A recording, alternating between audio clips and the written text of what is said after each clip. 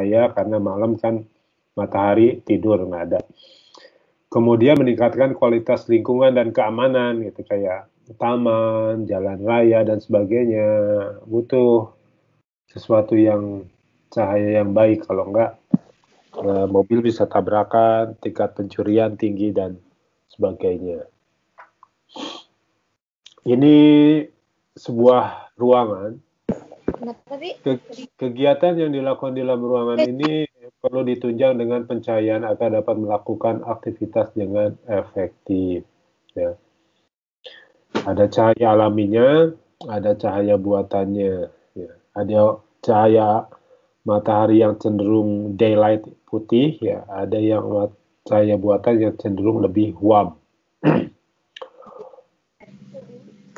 Tujuan dan manfaat selanjutnya adalah untuk mengetahui orientasi ruang, ya. Kalau nggak ada cahaya, kadang-kadang ketika di koridor sebuah, apakah itu pertokoan atau rumah sakit atau ruang publik atau airport, itu cahaya akan ngebantu juga ya, ngedirect orang.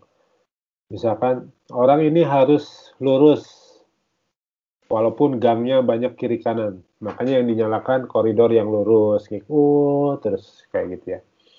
Kemudian untuk memahami lingkungan sekitar, jelas ya, kalau nggak ada cahaya kiri kanan di ruang kelas, yang duduk di samping kiri kita nggak tahu siapa gitu kan.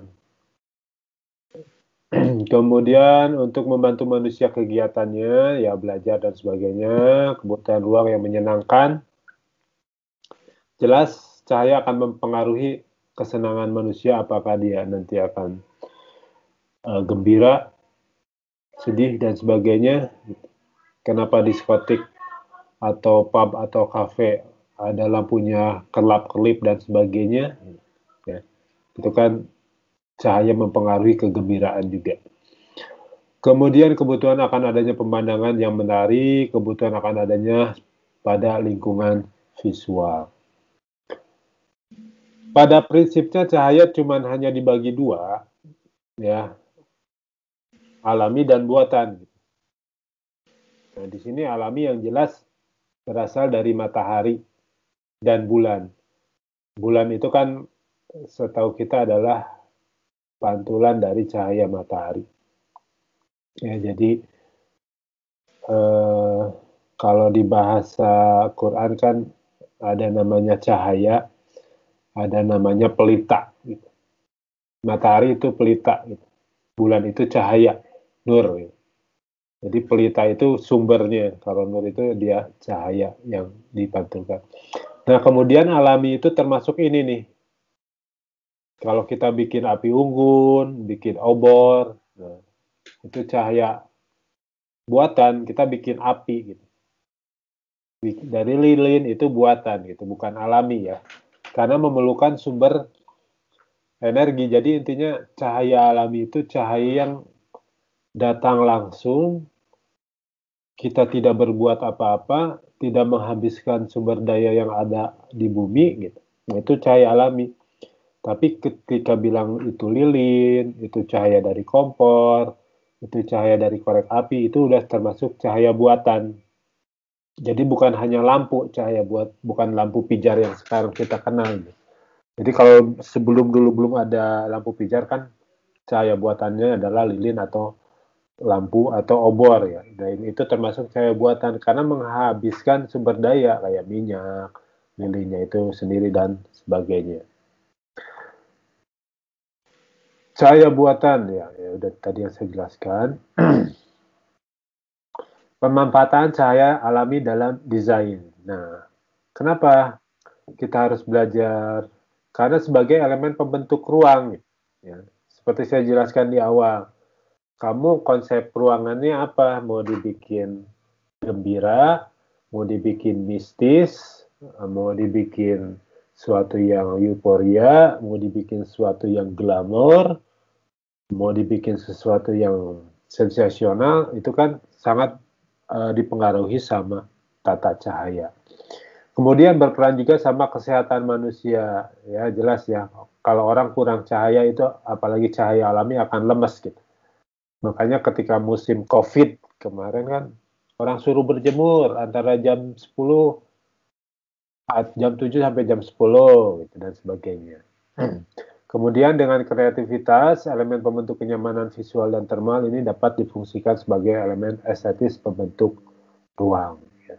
Dekoratif sebagai, jadi cahaya bisa menjadi sebuah unsur dekoratif yang memperkuat kesan ruang. Ini berperan untuk kesehatan ya, sumber vitamin dan sebagainya, mencegah kanker dan sebagainya ya. Ini cahaya sebagai pembentuk ruang. Nah, jadi bagaimana cahaya alami bisa masuk, tapi panasnya nggak dapet, cahayanya masuk gitu ya.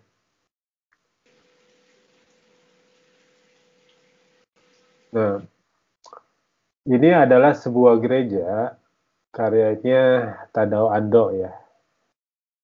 Saya lupa nama gerejanya apa. Ini dindingnya sekelilingnya konkrit semua, beton. Nggak ada lampu di sini.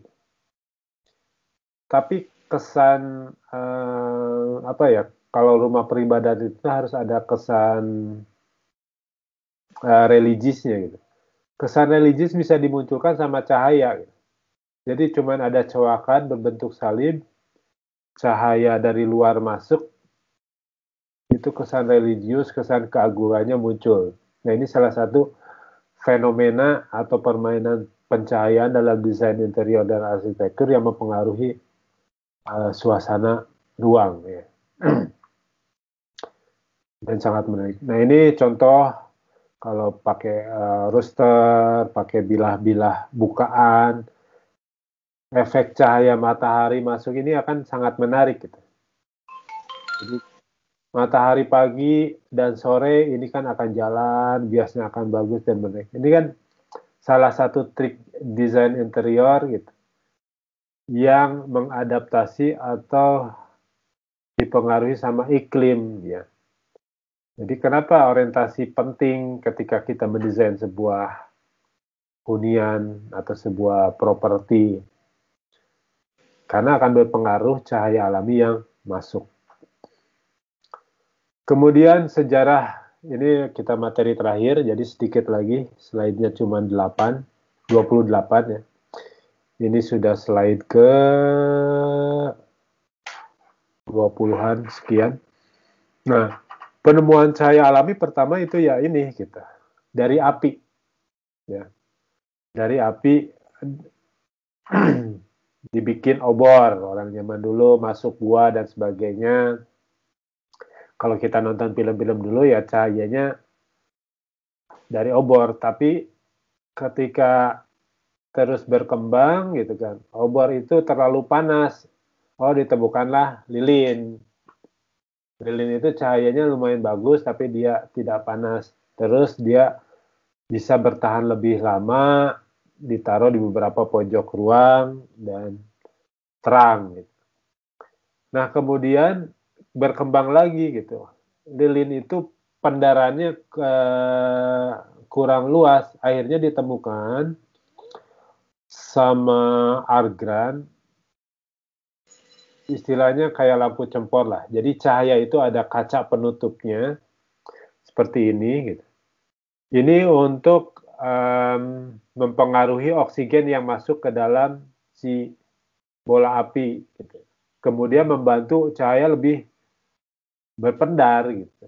Lebih berpendar. Ya, jadi zaman dulu masih dari minyak, dari api cahayanya. Kemudian berkembang lagi ini perkembangan desainnya gitu untuk pencahayaan. Ya. Jadi muncul beberapa macam lampu cempor ya. Kan kalau dulu zaman saya kecil masih banyak lampu-lampu cempor gini ketika mati listrik gitu ya. Kita kan mau nyalain diangkat dulu ya si atasnya. Si kacanya ini ya. Baru kita nyalain. Itu cahayanya nggak bagus ya. Tapi ketika ini dimasukin si kaca lampu cepolnya itu langsung langsung nyebar cahayanya.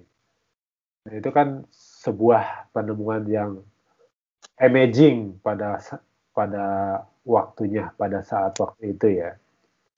Kemudian berkembang lagi ini yang lebih imaging. Nah, ini muncullah di zaman-zaman mungkin pra industri ya. Lampu yang sifatnya si kacanya dia lebih reflektor, jadi bisa menyebar. Ini bisa masih ditemui kalau kalian punya mobil-mobil zaman dulu lah, di bawah tahun 2000-an ya. Si lampu kacanya itu masih kaca beneran gitu. Dan model kacanya kayak gini gitu. Bisa lampu sennya atau lampu utamanya. Kalau mobil sekarang kan lebih ke terang ya, mica, clear. Istilahnya Fresnel lens. Istilah Fresnel ini ada sih kalau kalian mau main di V-Ray ya, di lighting V-Ray, nah pakai lampu Fresnel, gimana sih? Nah ini. Kemudian berkembang lagi ada cahaya yang berasal dari batu bara. Gitu. Cuman cahaya ini nggak lama karena dia bau ya, karena dia bau. Nah kemudian berkembang lagi cahaya dari apa namanya? Ini kayak model oksigen sama hidrogen jadi api, kemudian ditembakkan ke kayak kapur gitu. Ya. Saya kasih lihat ininya ya.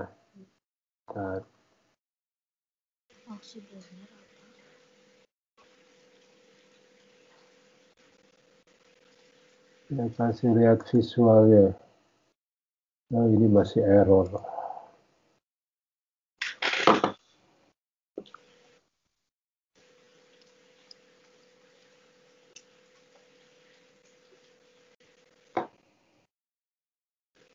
Udah pada sarapan belum? Nah, ini yang drama. Belum, Pak. Belum. Ini ya. Jadi yang ini yang tadi kan. Ini oksigen, ini hidrogen. Tembakin, ini kayak kalsium oxide gitu. Terus ini biasanya dipakai di opera-opera gitu zaman dulu. Jadi kayak tabung kayak gini, tembakin, nah lampunya ngeflood, nembak-nembak kayak gitu. Jadi kalau di opera kan, wah yang pas nyanyinya disorot gitu. Kalau sekarang udah pakai flood, istilahnya ini spot ya, follow spot kalau sekarang istilahnya di gedung pertunjukan itu follow spot, jadi ngikutin. Ya. Kalau di konser kan suka ada, tapi sekarang tekniknya udah bukan lampu ini, udah pakai lampu listrik ya, apa ada yang pijar, ada yang LED. Kemudian, nah ini ya, terus berkembang lagi. Nah ini pada awal abad 19, jadi sebelum lampu pijarnya Edison, ketemu dulu ini lampu listrik, tapi nggak pakai kabel gitu, nggak ada elemennya. Nah jadi nyambungin dua kutub voltase. Lampu jet scroll. Nah ini ada si model lampunya. Nah gini. Nah jadi model lampunya gini. Jadi ditembakkan dua kutub listrik, dia muncul lampunya di sini. Kayak bola-bola listrik lah ya. Kurang lebih kayak gitu. Muncul cahayanya gini terang. Jadi dia nggak nyambung. Gitu. Si tabungnya itu ada merkurinya. Ya. Kemudian, nah yang terakhir berkembang, ini udah habis ya. Oh habis ternyata. Nah yang terakhir berkembang adalah lampu pijar ya. Nanti mungkin kita jelaskan di sini. Jadi lampu pijar elemen yang sekarang itu kan ada yang biasa dipakai sekarang itu ada lampu pijar, ada lampu LED yang sekarang. Ya. Lampu pijar itu ya kayak ini tapi ada filamennya, ada sumbunya. Nah yang nyala itu sumbunya lampu pijar. Kalau LED itu lebih kayak cuman titik-titik doang gitu nanti ya kita belajar. Hari ini itu saja yang mau disampaikan. Nanti jangan lupa setelah ini dibuka LMS-nya, di situ ada kuis. Silahkan diisi kuisnya. Jangan melampaui batas, ada durasinya di situ, batas waktunya. Kalau nggak bisa, kalau lewat durasi batas waktunya, nggak bisa diisi. Ya. Ini LMS-nya, coba saya refresh ya. Nah, sudah buka.